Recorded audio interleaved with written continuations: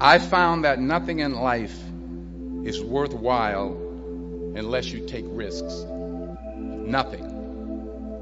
Nelson Mandela said, "There is no passion to be found playing small and settling for a life that's less than the one you're capable of living." Now, I'm sure in your experiences in school and applying to college and picking your major and deciding what you want to do with life, I'm sure people have told you to make sure you have something to fall back on. Make sure you got something to fall back on, honey. But I never understood that concept, having something to fall back on. If I'm going to fall, I don't want to fall back on anything except my faith. I want to fall forward. I figure at least this way I'll see what I'm going to hit. Fall forward. This is what I mean. Reggie Jackson struck out 2,600 times in his career, the most in the history of baseball. But you don't hear about the strikeouts. People remember the home runs. Fall forward. Thomas Edison conducted 1,000 failed experiments. Did you know that? I didn't know that. Because the 1,001st was the light bulb. Fall forward.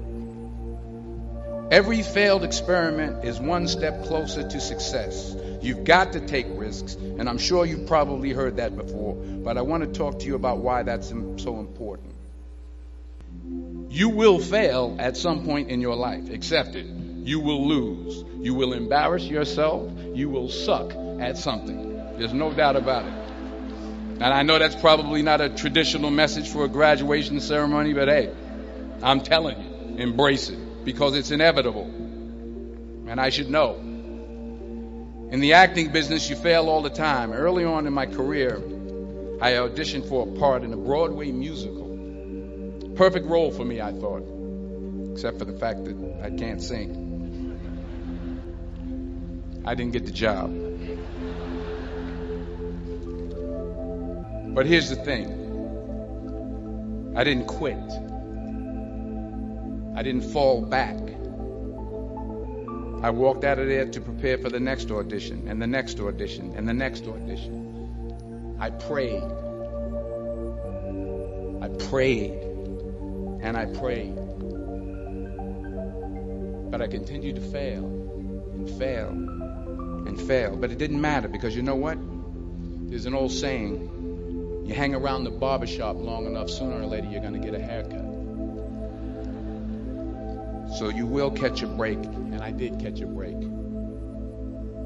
Last year, I did a play called Fences on Broadway. But here's the kicker. It was at the Court Theater. It was at the same theater that I failed that first audition 30 years prior.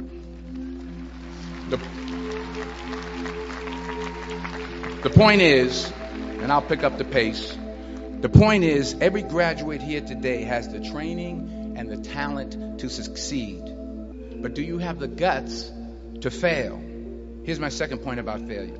If you don't fail, you're not even trying.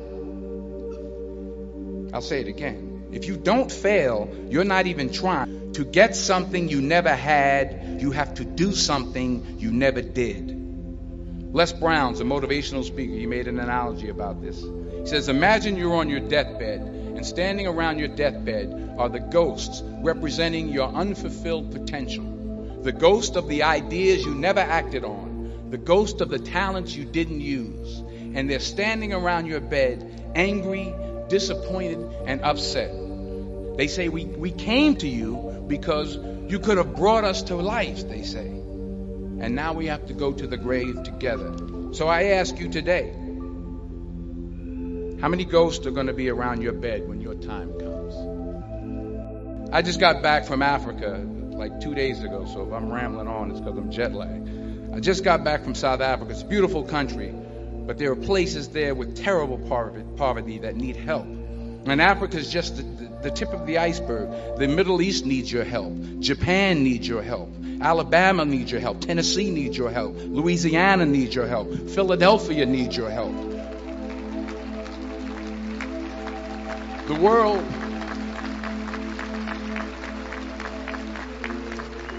The world needs a lot, and we need it from you. We need it from you, the young people, because remember this. So you got to get out there. You got to give it everything you got, whether it's your time, your talent, your prayers, or your treasures. Because remember this. You will never see a U-Haul behind a hearse.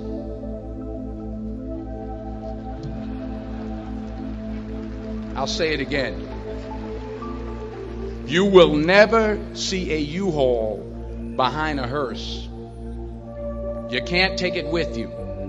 The Egyptians tried it, and all they got was robbed. So the question is, what are you going to do with what you have? I'm not talking about how much you have. Some of you are business majors. Some of you are theologians, nurses, sociologists. Some of you have money. Some of you have patience. Some of you have kindness. Some of you have love. Some of you have the gift of long suffering. Whatever it is, whatever your gift is, what are you going to do with what you have? All right, now here's my last point about failure. Sometimes it's the best way to figure out where you're going.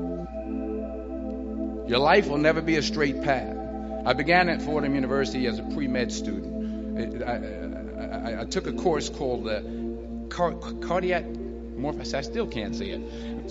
Cardiac morphogenesis. I couldn't read it. I couldn't say it. I sure couldn't pass it. So then I decided to go into pre-law, then journalism. And with no academic focus, my grades took off in their own direction. Yeah, down. I was a 1.8 GPA one semester, and the university very politely suggested that it might be better to take some time off. I was 20 years old. I was at my lowest point. And then one day, and I remember the exact day, March 27th, 1975, I was helping my mother in her beauty shop. My mother owned a beauty shop up in Mount Vernon. And there was this older woman who was considered one of the elders in the town. And I didn't know her personally, but I was looking in a mirror, and every time I looked at the mirror, I could see her behind me, and she was staring at me. She just kept looking at me. Every time I looked at her, she kept giving me these strange looks. So she finally took the dryer off her head and said something I'll never forget. First of all, she said, "Somebody give me a piece of paper. Give me a piece of paper." She said, "Young boy, I have a prophecy, a spiritual prophecy." She said, "You are going to travel the world and speak to millions of people." And in the years that followed, just as that woman prophesied, I have traveled the world and I have spoken to millions of people through my movies. Millions who up till this day couldn't see me. Who up till this day I couldn't see while I was talking to them. And they couldn't see me. They could only see the movie. They couldn't see the real me. But I see you today, and I'm encouraged by what I see, and I'm strengthened by what I see, and I love what I see.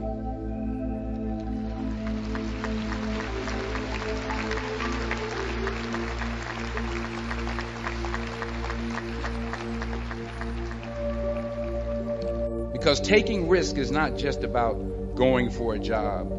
It's also about knowing what you know and what you don't know. It's about being open to people and to ideas. While it may be frightening, it will also be rewarding. Because the chances you take, the people you meet, the people you love, the faith that you have, that's what's going to define you.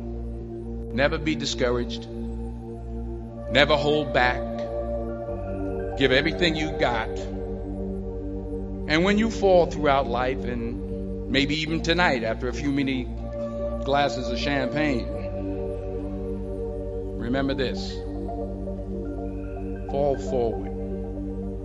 Congratulations. I love you. God bless you. I respect you.